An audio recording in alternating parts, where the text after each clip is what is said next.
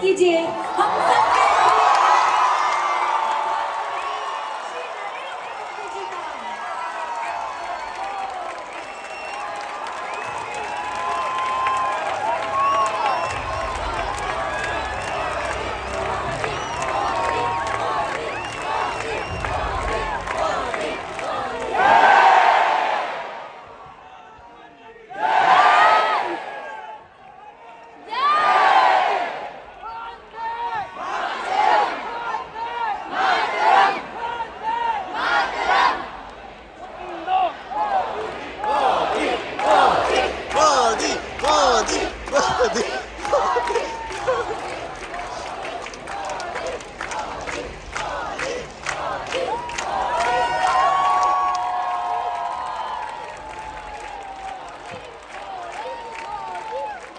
नमस्ते।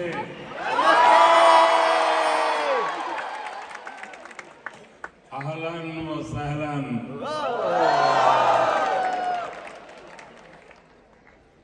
ये युवा जोश,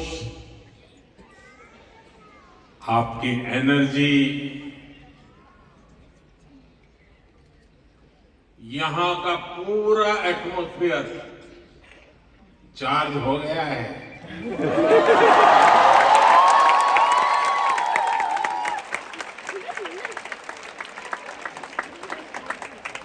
मैं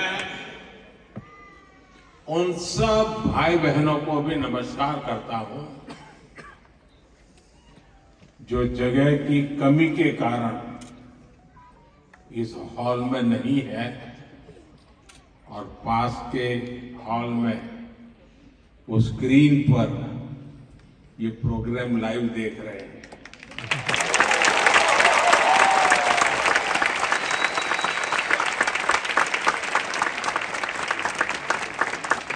अब आप कल्पना कर सकते हैं, यहां तक आए और अंदर नहीं आ पाए तो उनके दिल में क्या होता होगा।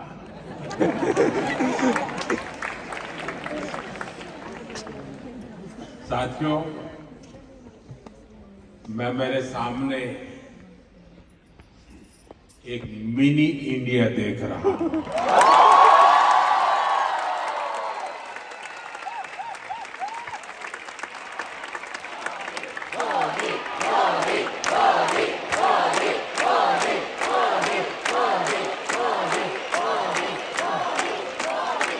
मुझे लगता है यहां बहुत सारे मलयाली भी हैं।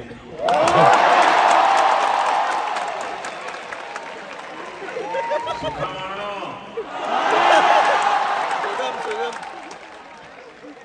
और सिर्फ मलयालम नहीं, यहां तमिल, तेलुगु, कन्नड़ा और गुजराती बोलने वाले बहुत सारे लोग हैं। नलमा वागुन्नारा चेन्ना गिद्दीरा केम छो। साथियों, आज हम एक फैमिली की तरह इकट्ठे हुए हैं। आज हम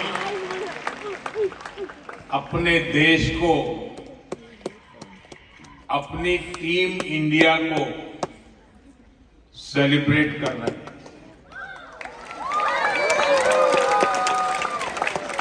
साथियों, भारत में हमारी डायवर्सिटी, हमारी संस्कृति का मजबूत आधार है। हमारे लिए हर दिन एक नया रंग लेकर के आता है। हर मौसम एक नया उत्सव बन जाता है। हर परंपरा एक नई सोच के साथ आती है। और यही कारण है कि हम भारतीय कहीं भी जाए, कहीं भी रहे, हम डायवर्सिटी का सम्मान करते हैं।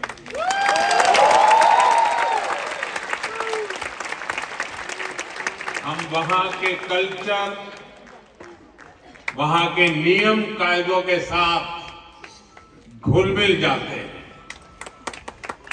ओमान में भी मैं आज यही होते हुए अपने आंखों के सामने देख रहा हूं।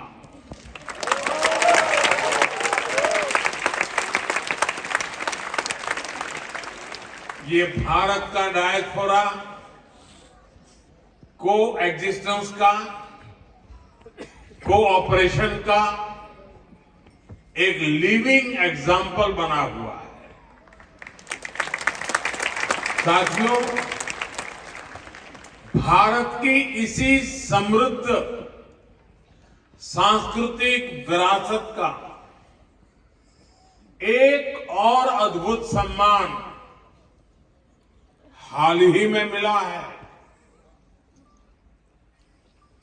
आपको शायद पता होगा,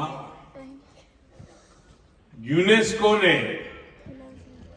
दिवाली को इंटेजिबल कल्चरल हेरिटेज ऑफ ह्यूमैनिटी में शामिल किया।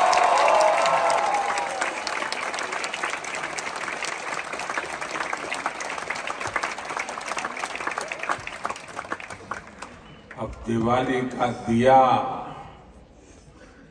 हमारे घर को ही नहीं, पूरी दुनिया को रोशन करेगा।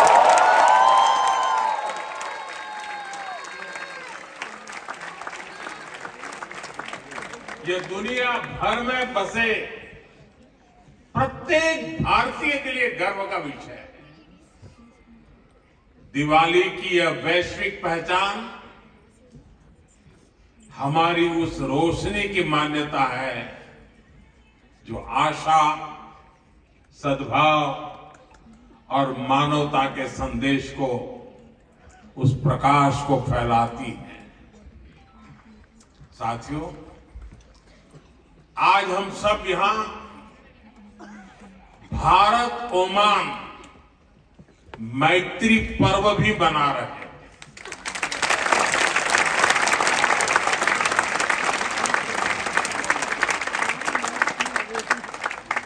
मैत्री यानी एम से मैरीटाइम हेरिटेज, ए से एस्पिरेशंस, आई से इनोवेशन, टी से ट्रस्ट एंड टेक्नोलॉजी, आर से रिस्पेक्ट, आई से इंक्लूसिव ग्रोथ, यानी ये मैत्री पर्व हम दोनों देशों की दोस्ती, हमारी शेयर्ड हिस्ट्री और प्रॉस्परस फ्यूचर का उत्सव है।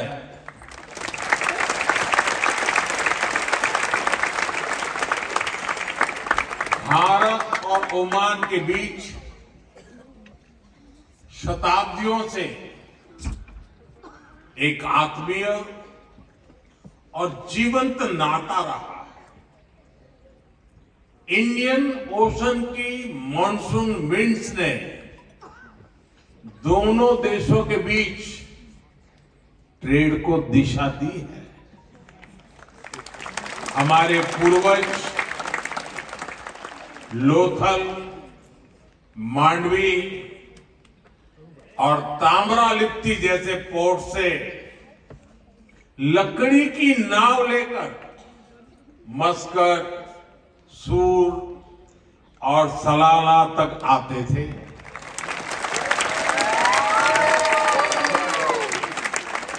और साथियों, मुझे खुशी है कि मांडवी टू मस्कट इन ऐतिहासिक संबंधों को हमारी एम्बेसी ने एक किताब में भी समेटा है।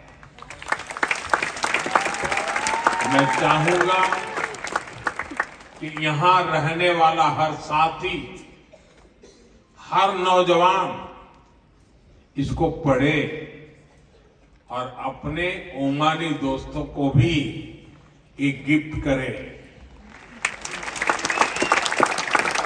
अब आपको लगेगा कि स्कूल में भी मास्टर जी होमवर्क देते हैं और इधर मोदी जी ने भी आप करके होमवर्क दे दिया। साथियों, एक किताब बताती है कि भारत और ओमान सिर्फ ज्योग्राफी से नहीं बल्कि जनरेशन से जुड़े हुए हैं। और आप सभी सैकड़ों वर्षों के इन संबंधों के सबसे बड़े कस्टोडियन हैं। साथियों, मुझे भारत को जानिए क्विज में ओमान के पार्टिसिपेशन के बारे में भी पता चला है। ओमान से 10,000 से अधिक लोगों ने इस क्विज में पार्टिसिपेट किया।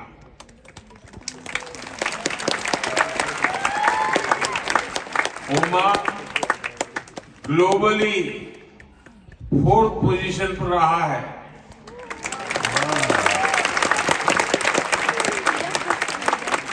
लेकिन मैं ताली नहीं बजाऊंगा।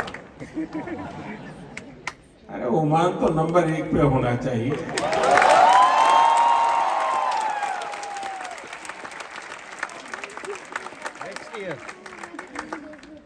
मैं चाहूंगा कि ओमान की भागीदारी और अधिक बढ़े, ज्यादा से ज्यादा संख्या में लोग जुड़े। भारतीय बच्चे तो इसमें भाग जरूर लें।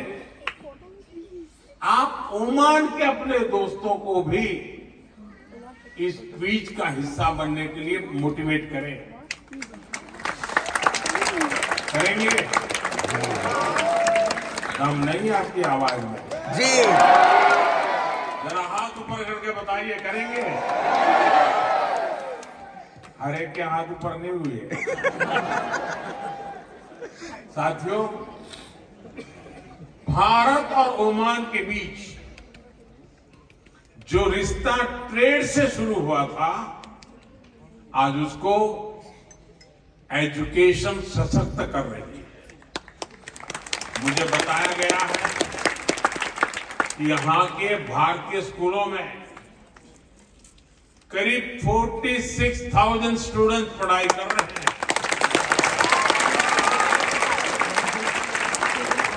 इसमें ओमान में रहने वाले अन्य समुदायों को भी हजारों बच्चे शामिल हैं। ओमान में भारतीय शिक्षा के 50 वर्ष पूरे हो रहे हैं। ये हम दोनों देशों के संबंधों का एक बहुत बड़ा पड़ाव है। साथियों, भारतीय स्कूलों की ये सफलता his majesty the late Sultan Qaboos के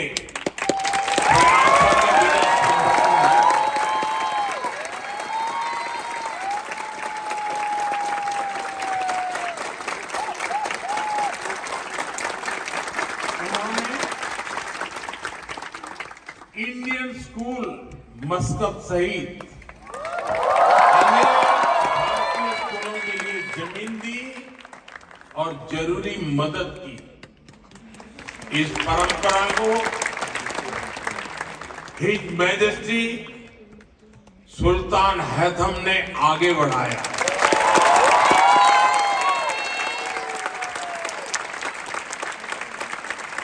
वे जिस प्रकार यहाँ भारतीयों का सहयोग करते हैं, संरक्षण देते हैं, इसके लिए मैं उनका विशेष तौर पर आभार व्यक्त करता हूं।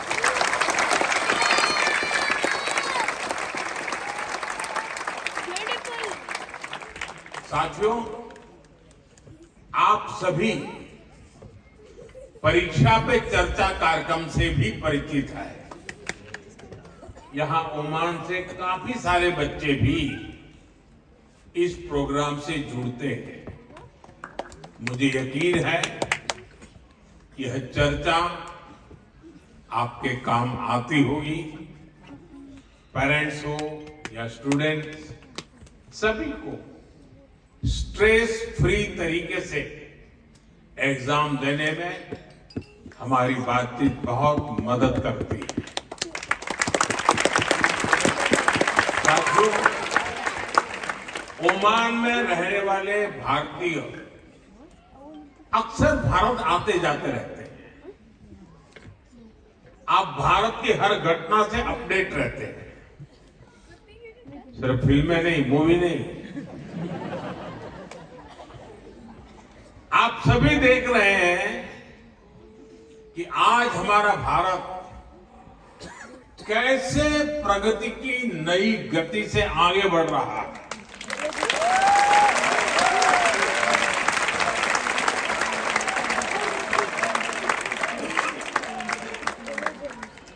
भारत की गति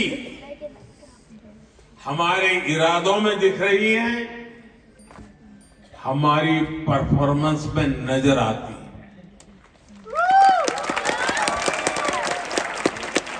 कुछ दिन पहले ही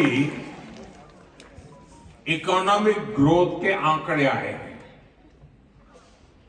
और आपको पता होगा भारत की ग्रोथ 8% से भी अधिक रही है।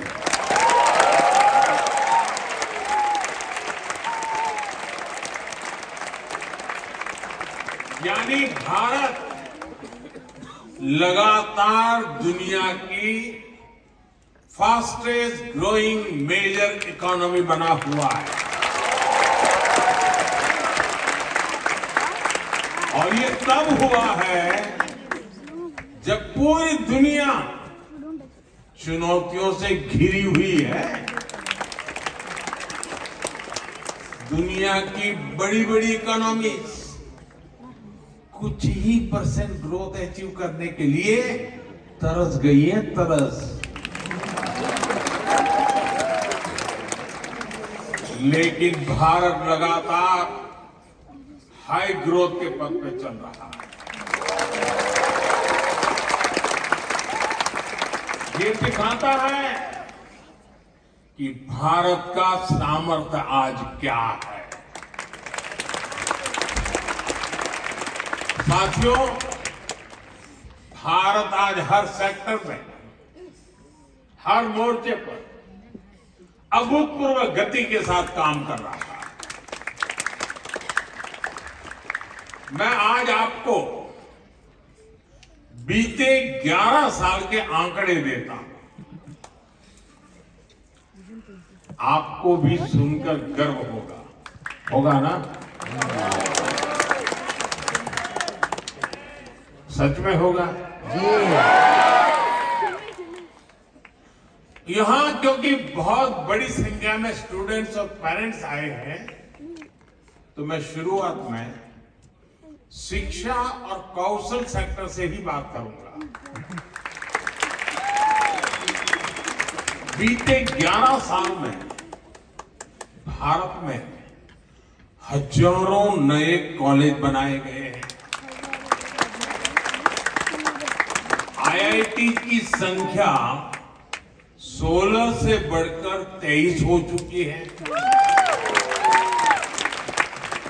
11 वर्ष पहले भारत में 13 आईआईएम थे, आज 21 है। इसी तरह एम्स की बात करो तो 2014 से पहले सिर्फ 7 एम्स ही बने थे। आज भारत में 22 एम्स हैं।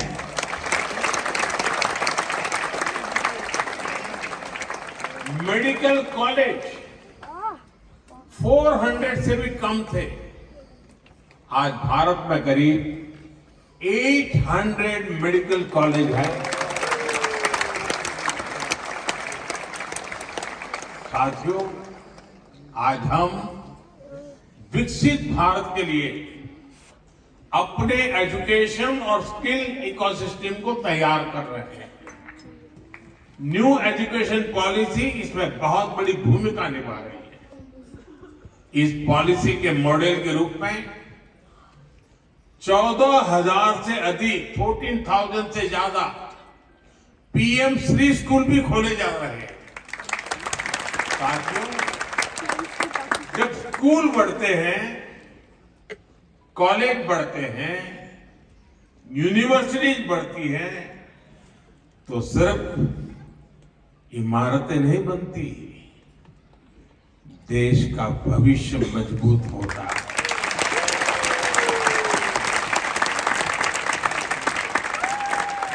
साथियों, भारत के विकास की स्पीड और स्केल शिक्षा के साथ ही अन्य क्षेत्रों में भी दिखती है। बीते 11 वर्षों में हमारी solar energy install capacity 30 time बढ़ी है, 30 गुना बढ़ी है। सोलर मॉड्यूल मैन्युफैक्चरिंग 10 गुना बढ़ी है, 10 टाइम। यानी भारत आज ग्रीन ग्रोथ की तरफ तेजी से कदम आगे बढ़ा रहा है। आज भारत दुनिया का सबसे बड़ा फिनटेक इकोसिस्टम है। दुनिया का दूसरा सबसे बड़ा स्टील प्रोड्यूसर है। दूसरा सबसे बड़ा मोबाइल मैन्युफैक्चरर है। अब आपके जेब में मोबाइल होगा तो लिखा होगा मेड इन इंडिया।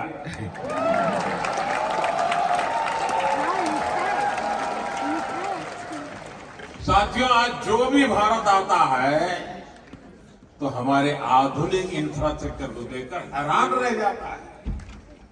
ये इसलिए संभव हो पा रहा है क्योंकि बीते 11 वर्षों में हमने इंफ्रास्ट्रक्चर पर 5 गुना अधिक निवेश किया है, 5 टाइम मोर।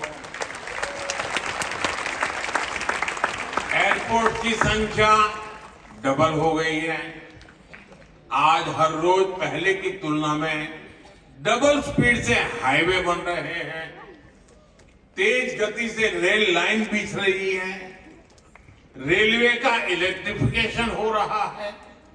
साथियों, ये आंकड़े सिर्फ उपलब्धियों के ही नहीं हैं, ये विकसित भारत के संकल्प तक पहुंचाने वाली सीढ़ियां हैं। इस 21वीं सदी का भारत बड़े फैसले लेता है, तेजी से निर्णय लेता है, बड़े लक्ष्यों के साथ आगे बढ़ता है और एक तय टाइमलाइन पर रिजल्ट लाकर ही दम लेता है। साथियों, मैं आपको गर्व की एक और बात बताता हूं। आज भारत दुनिया का सबसे बड़ा डिजिटल पब्लिक इंफ्रास्ट्रक्चर बना रहा है।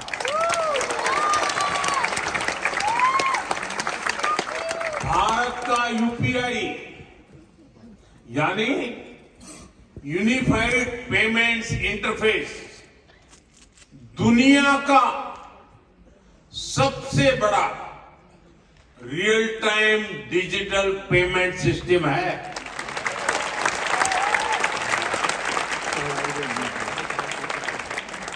आपको ये बताने के लिए कि इस पेमेंट सिस्टम का स्केल क्या है, मैं एक छोटा सा एग्जांपल देता हूं। मुझे यहां आकर के करीब 30 मिनट हुए हैं, 30 मिनट हुए हैं।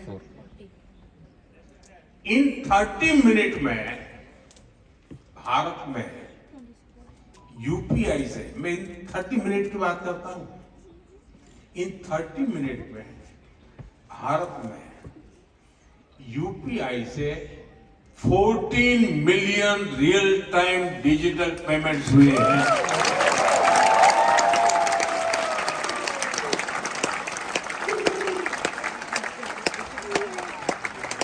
इन ट्रांजैक्शन की टोटल वैल्यू 20 बिलियन रुपीज है, उससे भी ज्यादा है।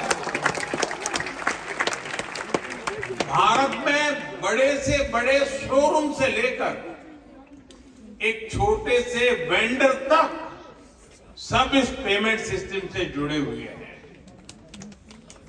साथियों, यहां इतने सारे स्टूडेंट्स हैं, मैं आपको एक और दिलचस्प उदाहरण दूंगा। भारत के डिजी लॉकर की आधुनिक व्यवस्था बनाई है। भारत में बोर्ड के एग्जाम होते हैं तो मार्कशीट सीधी बच्चों के डिजी लॉकर अकाउंट में आ जाती है। जन्म से लेकर बुढ़ापे तक जो भी डॉक्यूमेंट सरकार जनरेट करती है वो डिजी लॉकर में रखा जा सकता है। ऐसे बहुत सारे डिजिटल सिस्टम आज भारत में ईज ऑफ लिविंग सुनिश्चित कर रहे हैं। साथियों, भारत के चंद्रयान का कमाल भी आप सभी ने देखा है।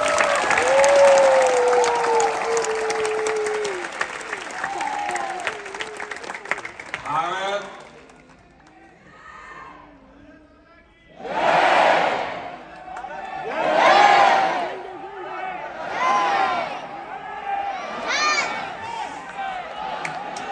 साथियों, भारत दुनिया का पहला ऐसा देश है जो मून के साउथ पोल तक पहुंचा है। सिर्फ इतना ही नहीं, हमने एक बार में 104 सैटेलाइट्स को एक साथ लॉन्च करने का कीर्तिमान बनाया है।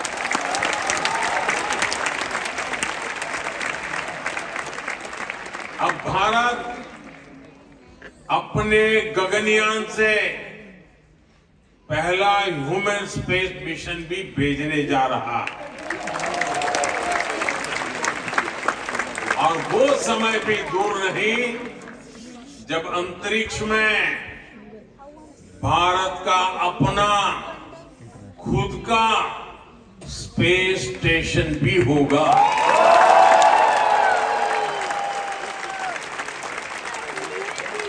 साथियों,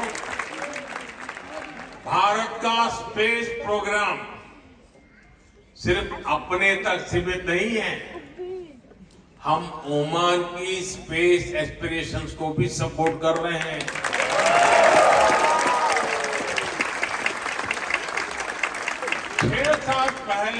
6-7 साल पहले हमने स्पेस कोऑपरेशन को लेकर समझौता किया था।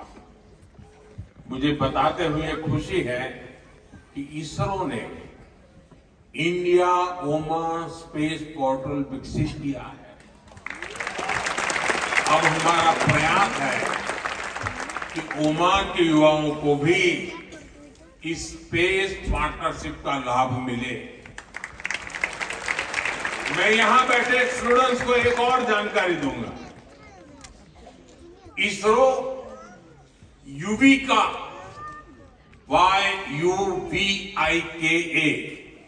युविका नाम से एक स्पेशल प्रोग्राम चलाता है।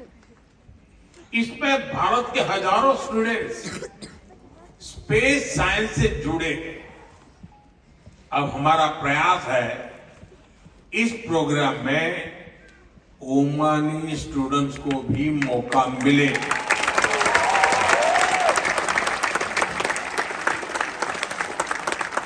ये यूबी का याद रखोगे? यूबी का याद रखोगे? तो फिर जुड़ जाओ। मैं चाहूंगा कि ओमान के कुछ स्टूडेंट्स बेंगलुरु में इसरो के सेंटर में आए, वहां कुछ समय गुजारे। ये ओमान के युवाओं की स्पेस एस्पिरेशंस को नई बुलंदी देने की बेहतरीन शुरुआत हो सकती है। साथियों, आज भारत अपनी समस्याओं के सॉल्यूशन तो खोज ही रहा है। ये सॉल्यूशंस दुनिया के करोड़ों लोगों का जीवन कैसे बेहतर बना सकते हैं, इस पर भी काम कर रहा है। सॉफ्टवेयर डेवलपमेंट से लेकर पेरोल मैनेजमेंट तक, डेटा एनालिसिस से लेकर कस्टमर सपोर्टर तक, अनेक ग्लोबल ब्रांड्स भारत के टैलेंट की ताकत से आगे बढ़ रहे हैं। दशकों से भारत आईटी और आईटी एनेबल सर्विसेज का ग्लोबल पावर हाउस रहा है। अब हम मैन्युफैक्चरिंग को आईटी की ताकत के साथ जोड़ रहे हैं और इसके पीछे की सोच वसुधैव कुटुंबकम से ही प्रेरित है। यानी make in India, make for the world. साथियों, वैक्सीन हो या जेनरिक मेडिसिन, दुनिया में फार्मेसी ऑफ द वर्ल्ड कहती है, यानी भारत के एफोर्डेबल और क्वालिटी हेल्थ केयर सॉल्यूशंस दुनिया के करोड़ों लोगों का जीवन बचा रहे हैं। कोविड के दौरान भारत ने करीब 30 करोड़ वैक्सीन दुनिया को भेजी थी। मुझे संतोष है कि करीब 100,000 made in India Covid vaccine Oman के लोगों के काम आ सकी। और साथियों, याद कीजिए, ये काम भारत ने तब किया जब और कोई सिर्फ और सिर्फ अपने देश के बारे में ही सोच रहा था। तब हम दुनिया की चिंता करते। भारत ने अपने 140 करोड़ नागरिकों को भी रिकॉर्ड टाइम में वैक्सीन लगाई और दुनिया की जरूरतें भी पूरी की। ये भारत का मॉडल है, ऐसा मॉडल जो 21st सेंचुरी की दुनिया को नई उम्मीद देता है। इसलिए आज जब Bharat made in India chip बना रहा है, एआई, क्वांटम कंप्यूटिंग और ग्रीन हाइड्रोजन को लेकर मिशन मोड पर काम कर रहा है, तब दुनिया के अन्य देशों में भी उम्मीद जगती है कि भारत की सफलता से उन्हें भी सहयोग मिलेगा। साथियों, आप यहां ओमान में पढ़ाई कर रहे हैं, यहां काम कर रहे हैं। आने वाले समय में आप ओमान के विकास में, भारत के विकास में बहुत बड़ी भूमिका निभाएंगे। आप दुनिया को लीडरशिप देने वाली पीढ़ी है। ओमान में रहने वाले भारतीयों को असुविधा ना हो, इसके लिए यहां की सरकार हर संभव सहयोग दे रहती है। भारत सरकार भी आपकी सुविधा का पूरा ध्यान रख रही है। पूरे ओमान में 11 काउंसलर सर्विस सेंटर खोले हैं। साथियों, बीते दशक में जितने भी वैश्विक संकट आए हैं, उनमें हमारी सरकार ने तेजी से भारतीयों की मदद की है। दुनिया में जहां भी भारतीय रहते हैं, हमारी सरकार कदम कदम पर उनके साथ है। इसके लिए Indian community welfare fund, mother portal और प्रवासी भारतीय बीमा योजना जैसे प्रयास किए गए। साथियों, भारत के लिए ये पूरा क्षेत्र बहुत ही स्पेशल है और ओमान हमारे लिए और भी विशेष है। मुझे खुशी है कि भारत ओमान का रिश्ता अब skill development, digital learning, student exchange और एंटरप्रेन्योरशिप तक पहुंच रहा है। मुझे विश्वास है आपके बीच से ऐसे यंग इनोवेटर्स निकलेंगे जो आने वाले वर्षों में इंडिया ओमान रिलेशनशिप को नई ऊंचाई पर ले जाएंगे। अब यहां भारतीय स्कूलों ने अपने 50 साल सेलिब्रेट किए हैं। अब हमें अगले 50 साल के लक्ष्यों के साथ आगे बढ़ना है। इसलिए मैं हर यूथ से कहना चाहूंगा, dream big, learn deeply, innovate boldly.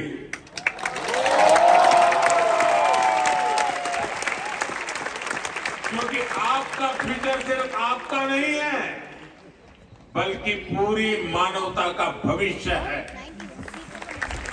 आप सभी को एक बार फिर उज्जवल भविष्य की बहुत बहुत शुभकामनाएं। बहुत बहुत धन्यवाद।